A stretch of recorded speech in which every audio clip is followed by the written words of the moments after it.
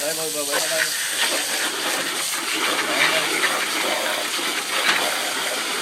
Cái này ấy ra xong rồi chiên đấy chứ Đông ơi.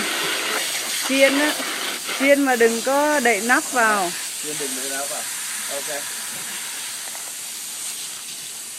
Đâu đâu. Sao làm con mạng thôi. Bảo I have some. Tâm mới chạy lên trên lầu, 10 phút xong. Đấy, ai muốn cầm lên thì cầm lên nè, chú Đông này.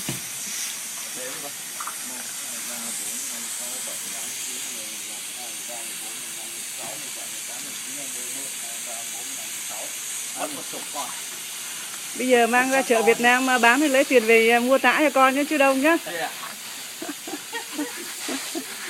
Is it true chú Đông ơi? Hình như có tin mừng rồi hả?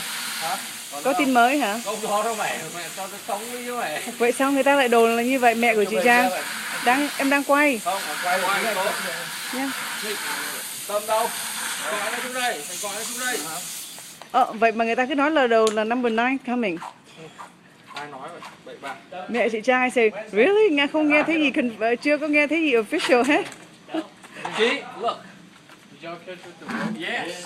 Look at that. Yeah, you should have caught in the. Wait, cái này là bằng cần câu hay là bằng cái? Cần câu. Chứ không phải là cái mà anh Yên làm. Chụp hình con. Này cầm lên chụp hình.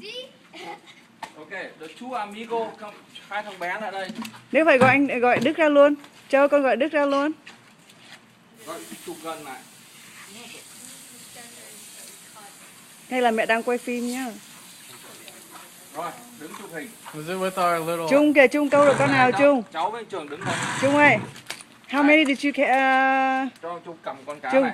Trung ơi cho bắt được bao nhiêu con? Rồi, nó cầm Okay, phải let đàng me hoàng. take a picture. Rồi, Trường lại đây.